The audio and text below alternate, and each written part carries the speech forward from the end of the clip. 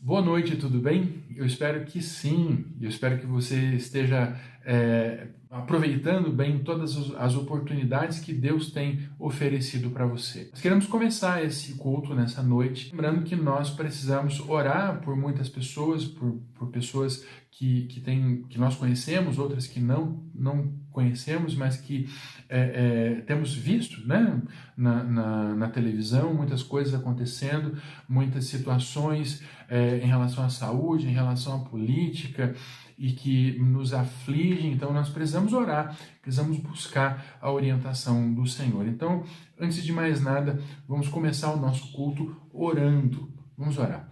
Deus Todo-Poderoso, em nome de Jesus, nos colocamos diante de Ti nessa noite para consagrar as nossas vidas, para consagrar, ó Deus, aquilo que temos, aquilo que somos, e também, ó Deus, para consagrar ao Senhor aquilo que seremos. Em nome de Jesus, Pai, eu quero pedir ao Senhor que abençoe aqueles que estão doentes, que estão no hospital, aqueles que têm medo, ó Pai, que o Senhor derrame sobre eles, que sejam no hospital ou então em casa, Pai, que estão aflitos com essa doença, com a Covid nesse momento, que o Senhor dê a eles, ó Deus, uma unção de cura, uma unção de restauração. Eu peço ao Senhor, Deus, que faça isso. Peço ao Senhor Deus que derrame sobre eles essa unção, que cure, ó Deus, que restaure. Em nome de Jesus, Pai, também eu peço ao Senhor pelos médicos, pelos enfermeiros, pelas pessoas, ó Deus, que trabalham na linha de frente, os auxiliares, todos eles, ó Deus, que têm passado por momentos de aflição, que o Senhor dê a eles, ó Deus, bálsamo de descanso, e que em nome de Jesus, Pai, todos possam entender o papel de cada um nesse período tão dramático que estamos vivendo. Em nome de Jesus, eu coloco essas pessoas em Tuas mãos. Assim também, ó Deus, o nosso país, o nosso mundo, que precisa tanto de restauração e que precisa tanto, ó Deus, de uma direção, e que o Senhor seja a direção. Em nome de Jesus, Pai, eu também, mais uma vez, eu clamo ao Senhor que aceite as nossas orações, aceite os nossos louvores, e que o Senhor possa usar essa mensagem, esse culto, para transformar vidas nessa noite. Derramando o Teu Espírito Santo, ó Deus, sobre cada um, e nos ajuda, Senhor Deus, a fazer aquilo que está no Teu próprio coração. Em nome de Jesus. Amém. Então nós vamos iniciar agora o nosso culto, continuar o nosso culto, na verdade, com esse momento de canções, com esse momento de louvores ao Senhor. Vamos juntos, então.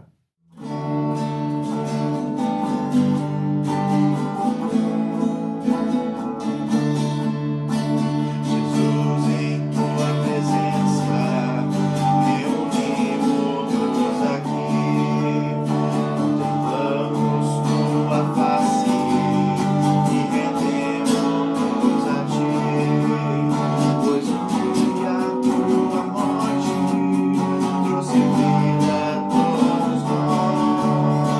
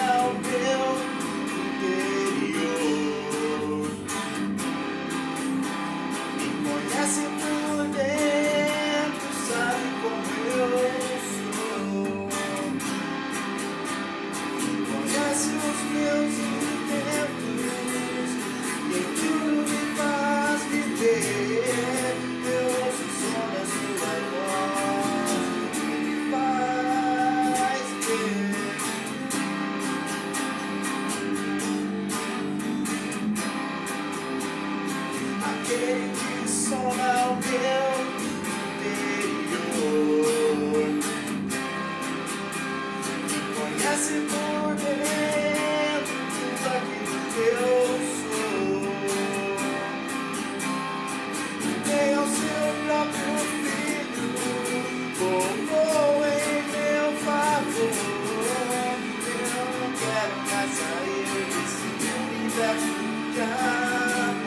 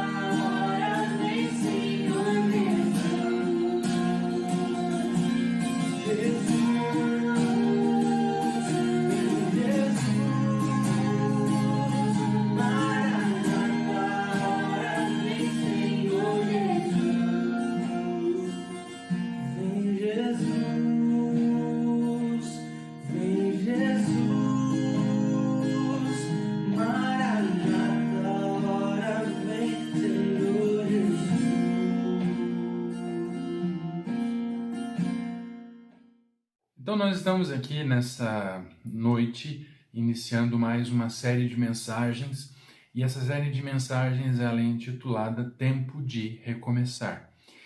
E para que a gente recomece, nós temos que entender quais são os passos, e por isso a primeira mensagem é os passos para o recomeço, os passos para o nosso recomeço. Agora, recomeçar o quê?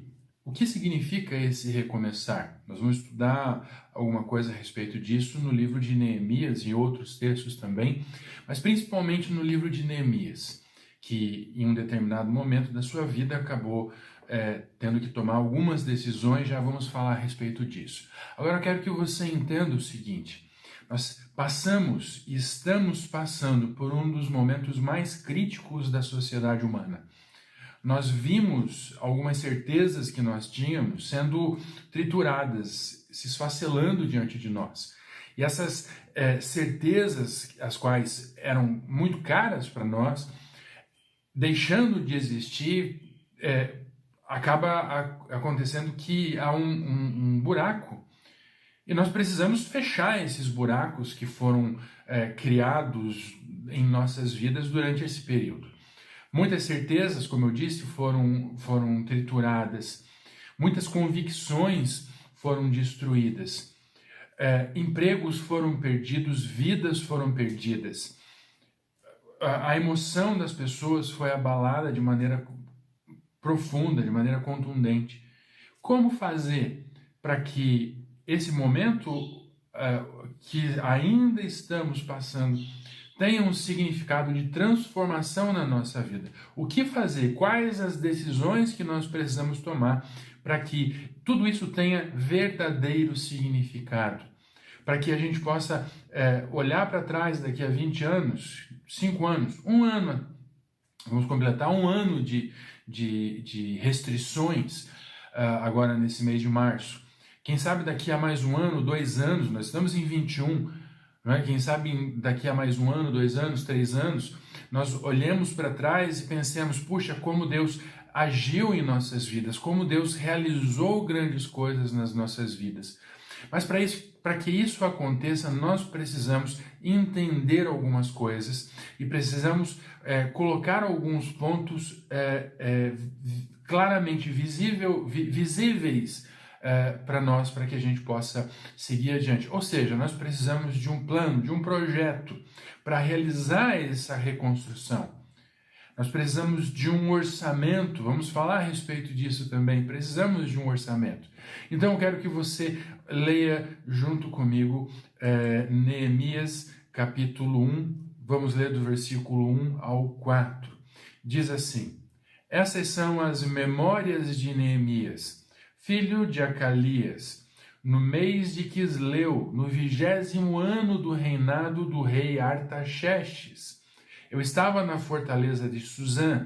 Hanani, um dos meus irmãos, veio me visitar, com alguns homens que haviam chegado de Judá. Perguntei-lhes então a respeito dos judeus que haviam regressado do cativeiro e da situação em Jerusalém.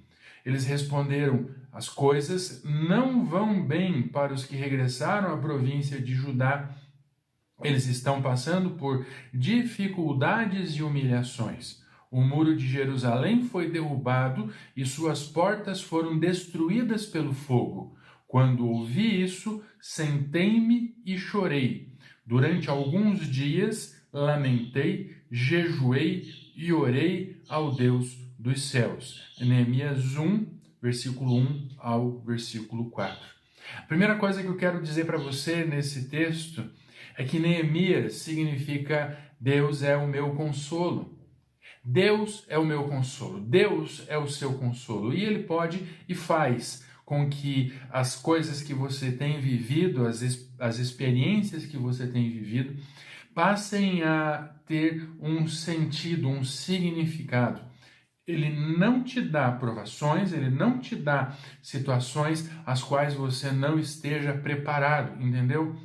Você é apoiado por Deus, o Espírito Santo do Senhor está disponível a você para que você consiga enfrentar os seus dilemas, as suas dificuldades, provações, para que então você possa seguir adiante e conseguir entender mais a respeito do que Deus tem para você e para a sua família. Então, entendendo que Neemias, o nome dele significa Deus me consola, nós precisamos entender também algumas coisas, e já vamos fazer o paralelo a respeito disso para as nossas próprias vidas. Então, primeira coisa, Neemias, ele era judeu, ele era alguém que conhecia a Escritura, ele era um homem instruído, senão ele não estaria trabalhando como copeiro do rei. Ele era alguém importante, Neemias era alguém importante naquele reinado, ele servia à mesa do rei, ele experimentava os alimentos diante do rei para que o rei pudesse ter certeza que ele não seria envenenado, ele preparava a mesa do rei, era alguém que estava sempre pronto para servir o rei. E ele era alguém que conhecia também a própria história dele. Ele conhecia a respeito de Abraão, né? Quando Abraão foi chamado, foi chamado e foi a partir dele então que surgiu uma grande nação. Ele sabia a respeito do exílio que o povo hebreu passou no Egito durante cerca de 400 anos. Ele conhecia o período de quase 40 anos, ou aproximadamente, um pouco mais, um pouco menos de 40 anos, que o povo passou depois do período de escravidão no Egito. O povo hebreu passou cerca de 40 anos vagando pelo deserto.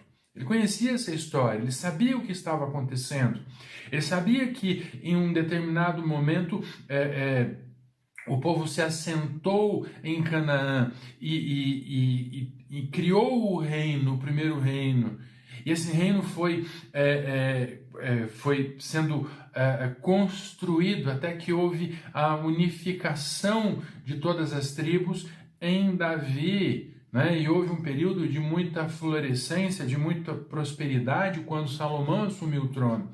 Ele também conhecia a história do momento em que, depois de Salomão, houve uma ruptura e os reinos se tornaram em 2 reinos, reino de Judá e reino de Israel. Ele conhecia isso, ele se lembrava talvez do período em que, das histórias pelo menos, ele se lembrava das histórias da época em que o povo de Israel foi levado em cativeiro para a Babilônia. Ele sabia disso, ele conhecia isso, e ele estava no exílio, por mais que já havia acontecido a libertação de todos, já havia passado mais de 70 anos, então, entenda, muito mais de 70 anos, então lembra que o povo voltou do cativeiro para Israel, e ele trabalhando na sua vida lá naquele reino, servindo o rei Artaxerxes. Ele então recebe aquele grupo de pessoas, amigos seus, irmãos na fé, talvez irmãos no sangue. Ele recebe aquelas pessoas e pede notícias. E a notícia que ele tem é que o que sobrou está destruído. E o nosso povo está envergonhado, humilhado. Sabe, algumas coisas que nós vemos nesse texto, nesse livro, é que é importante que nós entendamos aquilo que aconteceu. É importante que nós olhemos para o que está acontecendo e para o que aconteceu. É importante que nós entendamos e reconheçamos que o que vivemos, assim como ele fez, é um tempo de provação. E é importante também que seja reconhecido onde essa provação está acontecendo. E qual é o significado dessa provação? Não aprovação, provação. Nós passamos por provações para que, então, eventualmente sejamos aprovados. É o que desejamos, sermos aprovados. E é importante que a gente compreenda também o caminho que nos trouxe até onde nós estamos, para que, a partir deste caminho, nós possamos voltar, se necessário, ao lugar onde caímos, ao lugar onde nos ferimos, para então seguirmos adiante novamente. Nós precisamos ter consciência do que deu errado, o que deu errado em nossa vida. O que deu errado no mundo a ponto de nos trazer onde estamos agora. A ponto de vivermos o que temos vivido neste momento. Entende isso? Entende que o que estamos vivendo, entende que o que estamos passando nesse momento é resultado do que vivemos antes. É resultado da falta de convicção que tínhamos em confiar a Deus as nossas questões. É importante que nós sintamos a vergonha pelo que se passou, assim como ele. Assim como esse homem chamado Neemias sentiu a vergonha do que estava passando, do que estava acontecendo.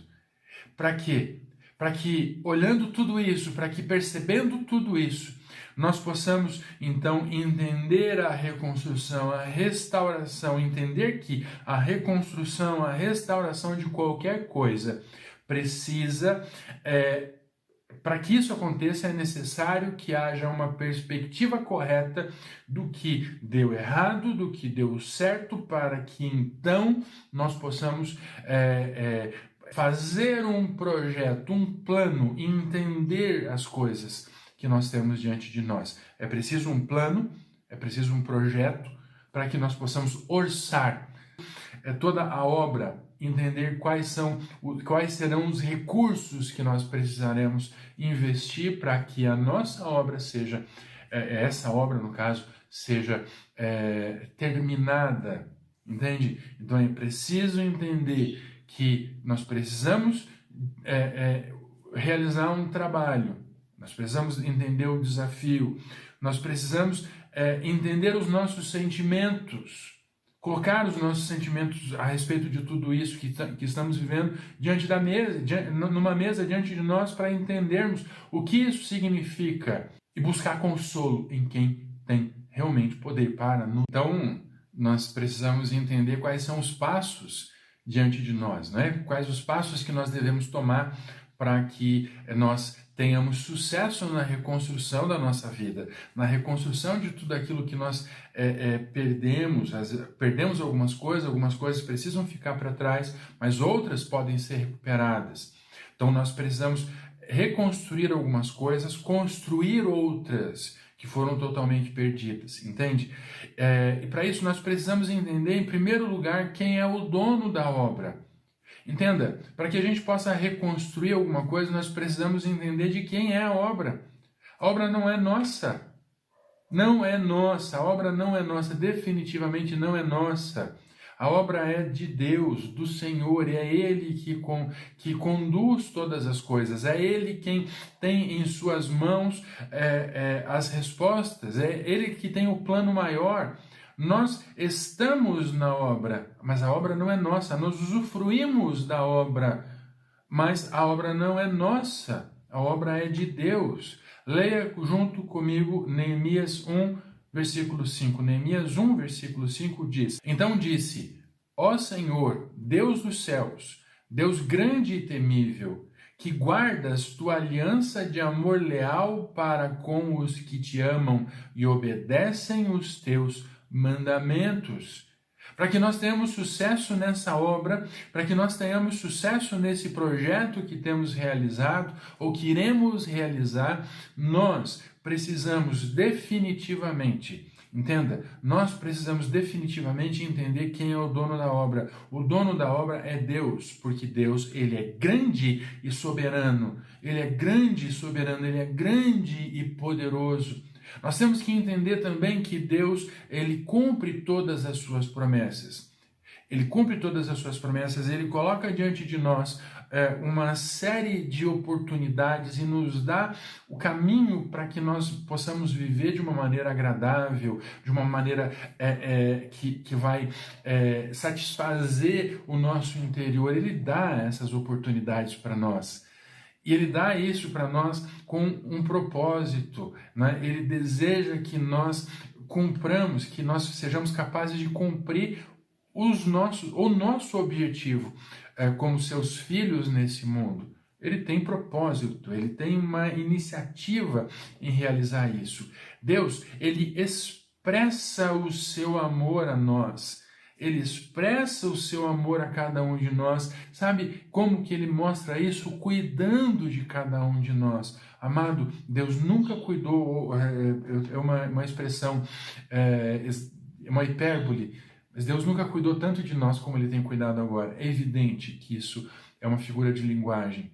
Nós estamos percebendo isso acontecendo agora. Deus realmente sempre cuidou de nós, mas agora nós podemos entender que Ele realmente cuida de nossas vidas. Entende isso? Ele toca em nossas vidas, Ele atende os nossos desejos, os nossos pedidos, Ele nos socorre. Ele nos socorre, Ele tem poder, Ele tem iniciativa de socorrer você também. Eu quero que você leia comigo Provérbios 3, versículo 12.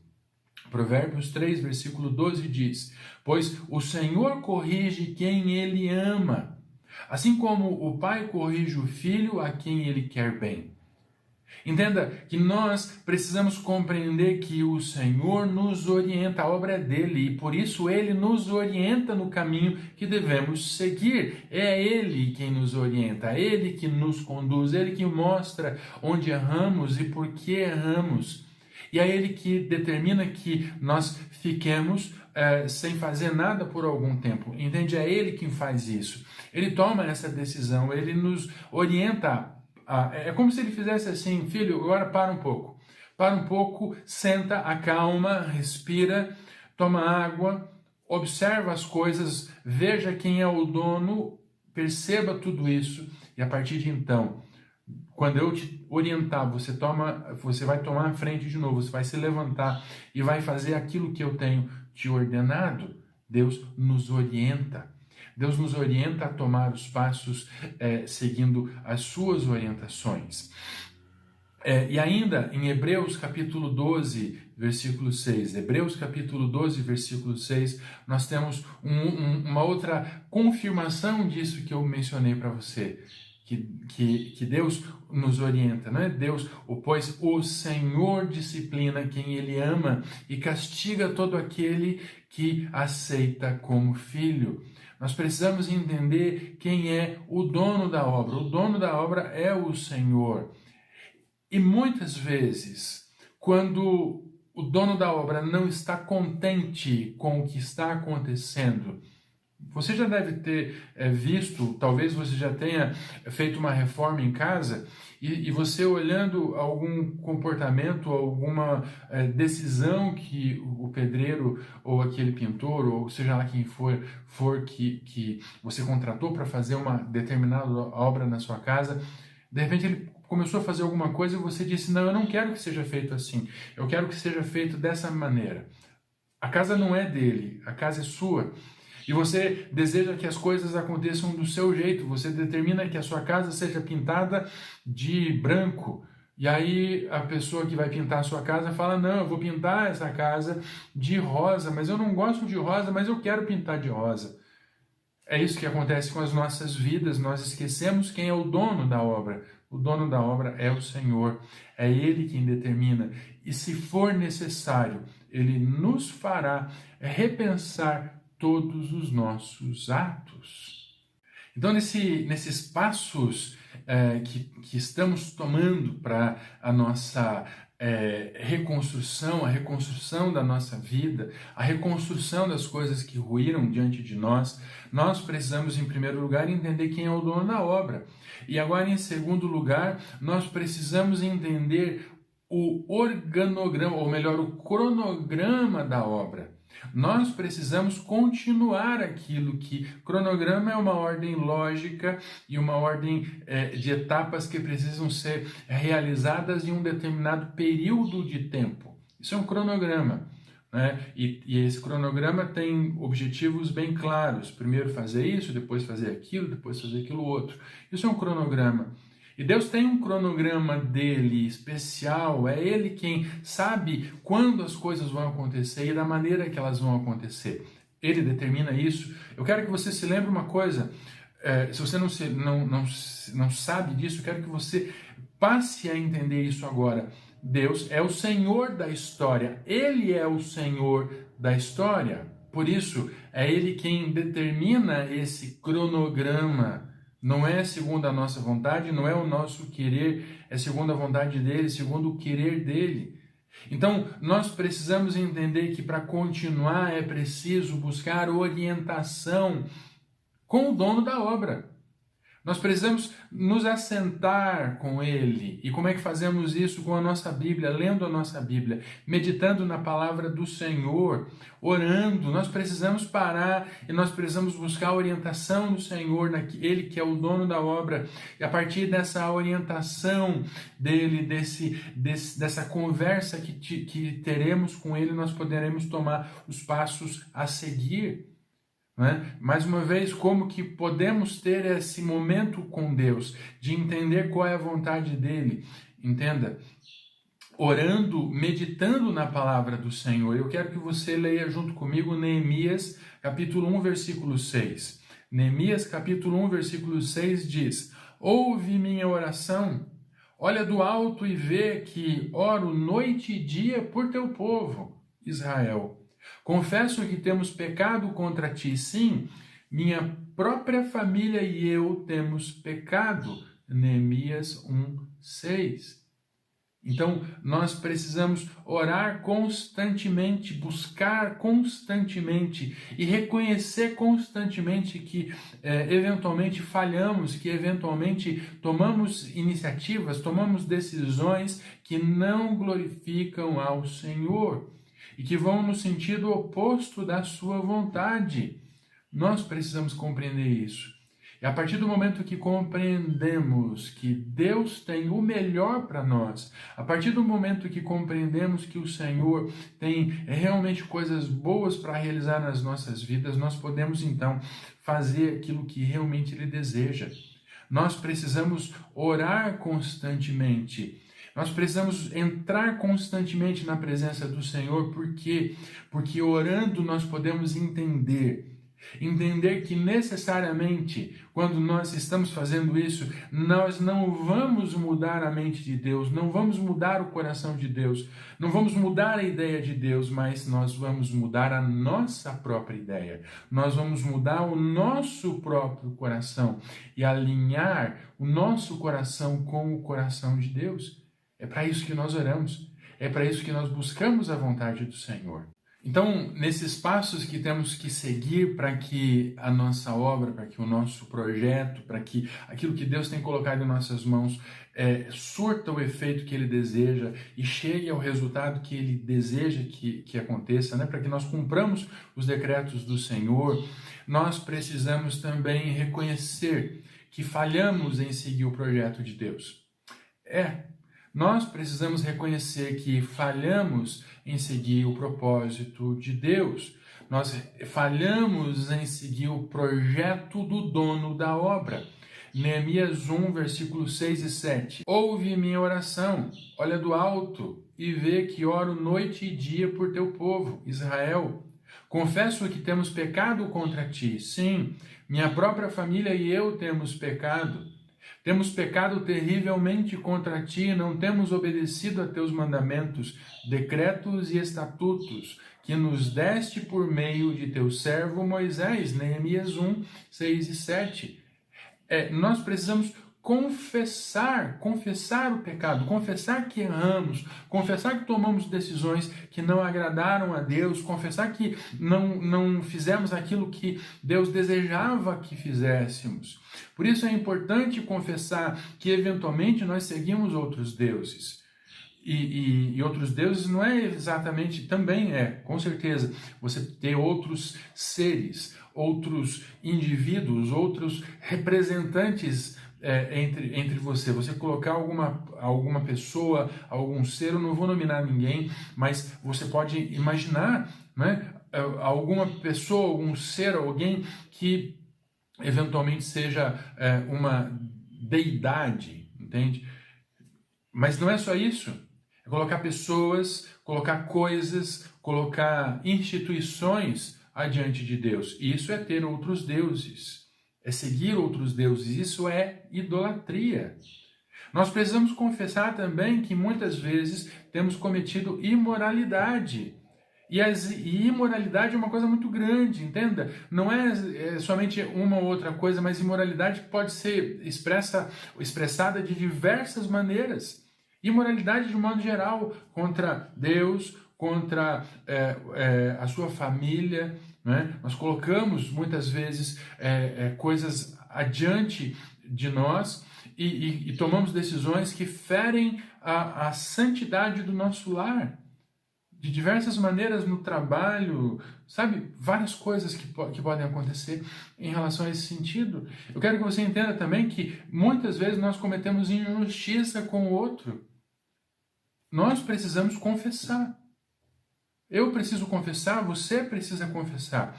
Eu quero que você leia comigo Provérbios 28:13, onde diz: quem oculta seus pecados não prospera, quem os confessa e os abandona recebe misericórdia.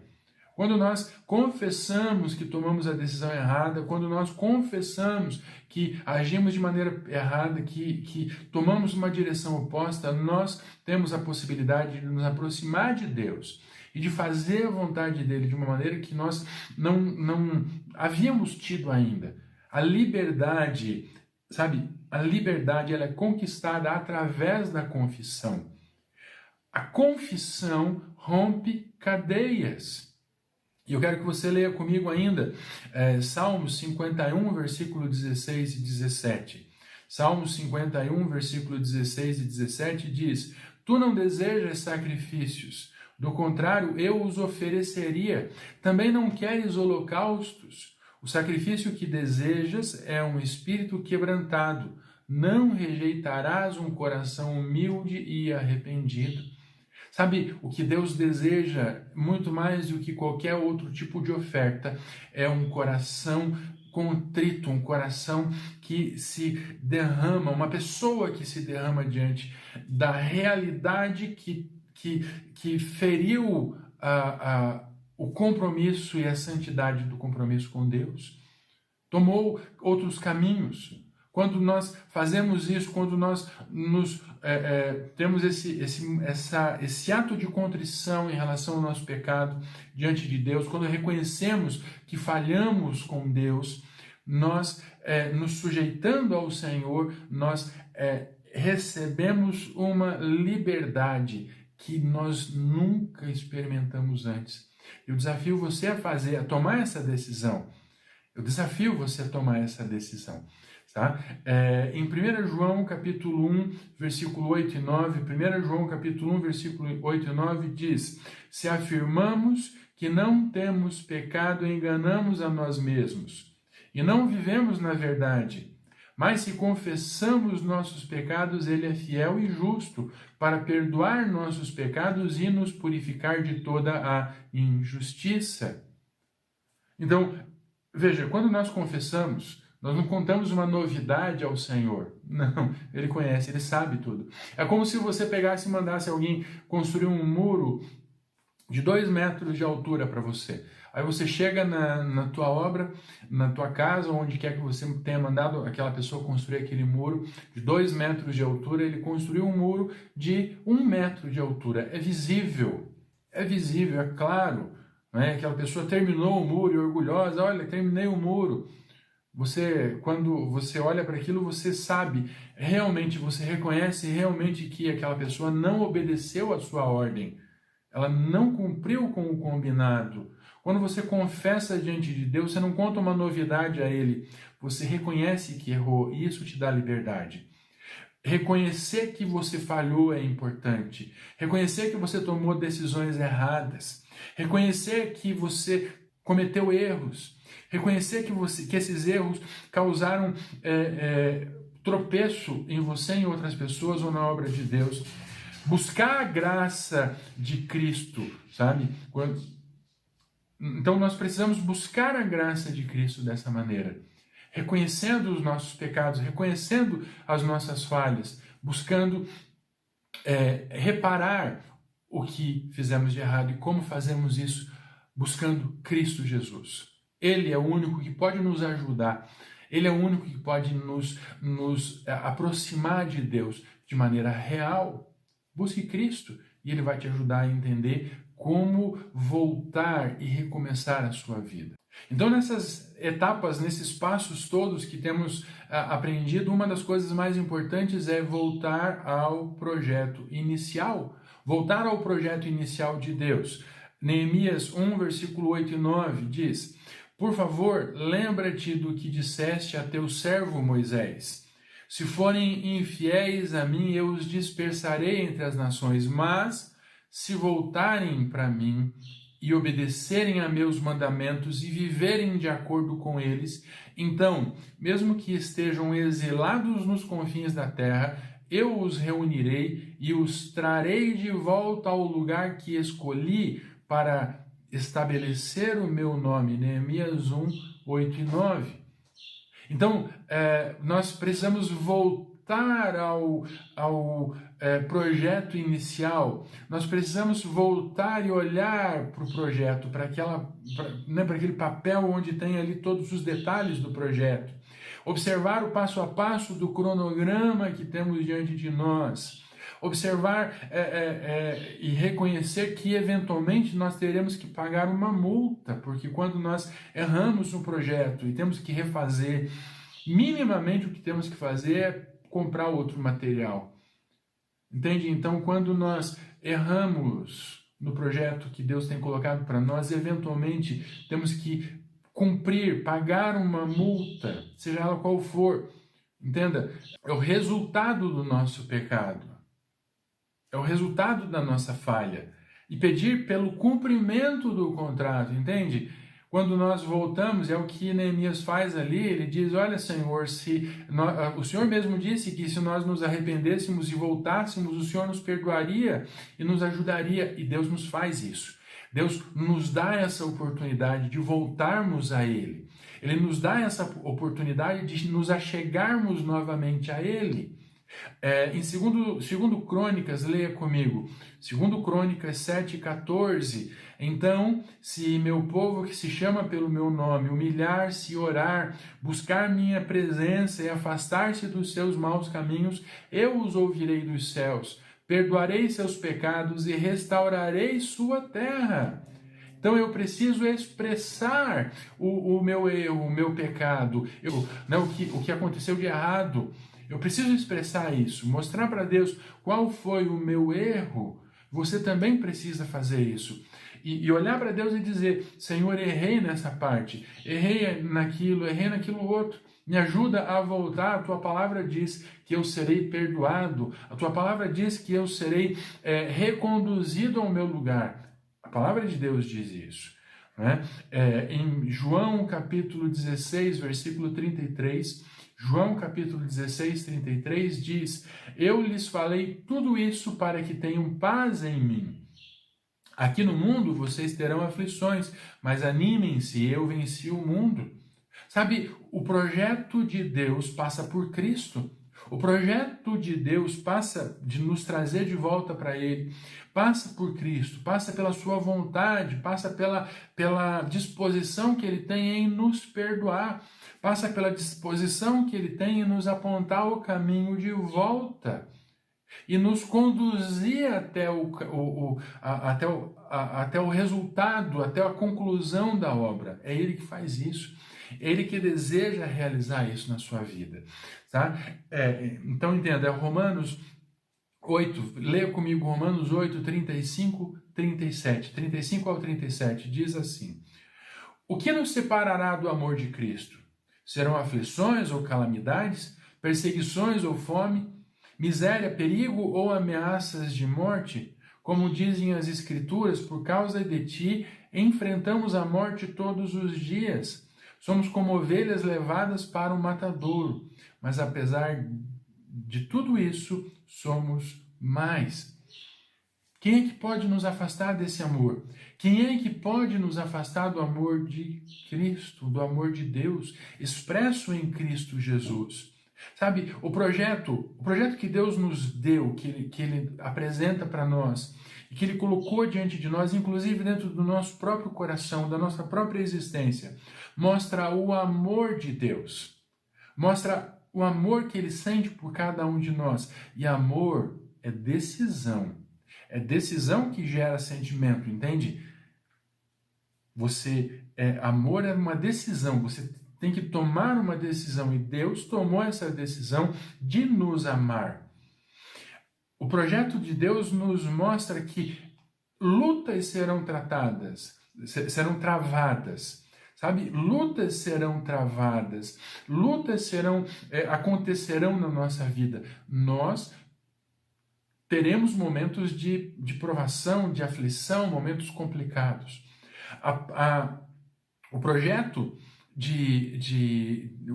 dessa obra que Deus tem para nós também nos mostra a conclusão, o ponto final. Ele nos dá uma perspectiva do que temos diante de nós. Quando você contrata alguém, um arquiteto, um engenheiro para construir alguma coisa, seja uma estrada, um prédio ou uma casa, ele pega e faz um projeto e te dá uma perspectiva de como isso ficará quando estiver completamente pronto. E é isso que a Bíblia faz, a Bíblia nos mostra isso. E é isso que Deus repetidamente faz na Escritura, nos mostrando qual é o desejo dele para o fim de tudo que temos vivido. Em Romanos 8:28 diz: e sabemos que Deus faz todas as coisas cooperarem para o bem daqueles que o amam e que são chamados de acordo com o seu propósito. Sabe, Deus ordena ajuda para que você complete a obra. Deus ordena que as coisas ao seu redor o ajudem a cumprir o propósito que o próprio Deus tem para a sua vida.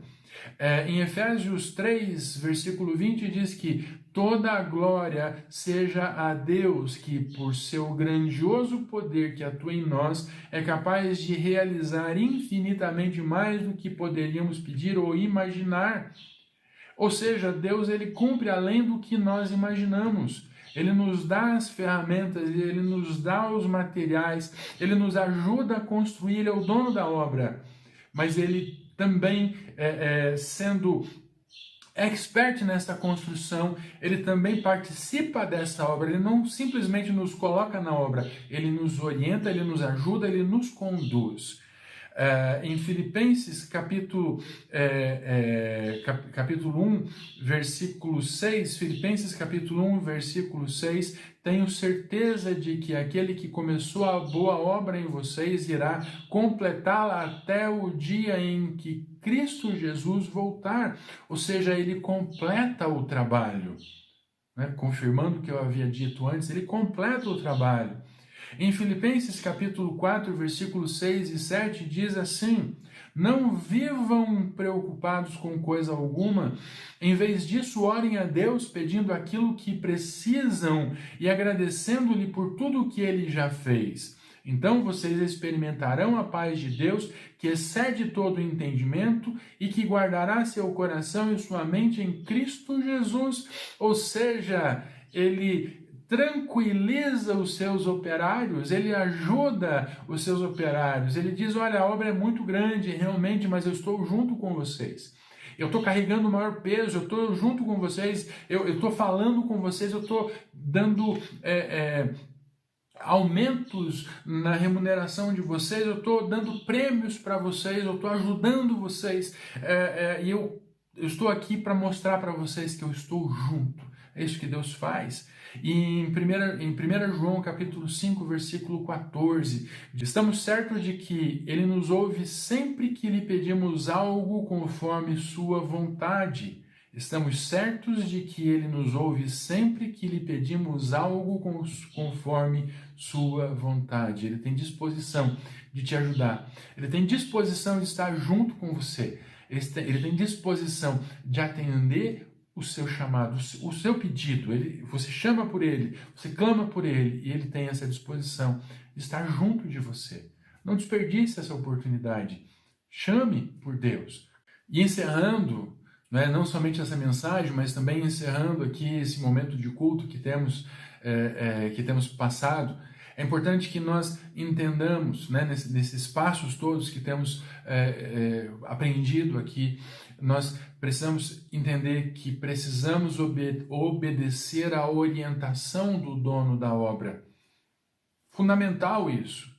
E parece tão banal, mas, amado, nós não obedecemos. Eu não obedeço, você não obedece. E por isso, eventualmente, Deus precisa fazer com que nós paremos um pouco e a gente comece a observar ao nosso redor. Leia comigo Neemias 1, versículo 9, e diz assim: mas se voltarem para mim e obedecerem a meus mandamentos e viverem de acordo com eles, então, mesmo que estejam exilados nos confins da terra, eu os reunirei e os trarei de volta ao lugar que escolhi para estabelecer o meu nome. Deus repete essa promessa várias vezes no Antigo Testamento e cumpre essa promessa e também a refaz no Novo Testamento. O Novo Testamento não muitas pessoas pensam dessa maneira. O Novo Testamento não é, Deus errou e está refazendo as coisas. Não. O Novo Testamento é, na verdade, a continuação e a consumação do Antigo Testamento. Entende? Então, nós precisamos obedecer ao Senhor, que é o dono da obra, para que a gente possa receber os bônus de todas as coisas que Ele nos tem dado. Quando nós voltamos ao projeto, nós conseguimos compreender qual é o objetivo final do dono. Quando nós olhamos para o projeto e decidimos obedecer rigorosamente cada passo, nós vamos então, ao final da obra, entender Deus quis, ou o dono da obra quis realizar isso. E aí a gente vai chegar ao fim da nossa vida e olhar, Deus realmente desejou que essas coisas acontecessem e que eu experimentasse isso, porque Ele desejou construir isso na minha vida. Em Neemias 1:11 diz: ó Senhor, por favor, ouve a oração deste teu servo. Ouve as orações de teus servos que se agradam em te honrar. Peço que me concedas êxito hoje e que o rei me seja favorável. Nesse tempo eu era o copeiro do rei. Neemias se colocando diante de Deus, pedindo para ele ajuda quando ele iria tomar uma grande decisão que podia custar a vida dele. Pode continuar lendo isso depois, mas o fato é que Deus o ajudou. Então nós podemos ter certeza de que Deus irá nos ajudar e nos conduzir até o término do seu projeto, porque o projeto é dele. E aí, diante disso, nós temos... eu tenho uma questão para colocar diante de você. O que tem ruído? O que ruiu diante da sua vida? O que ruiu na sua vida nesse momento?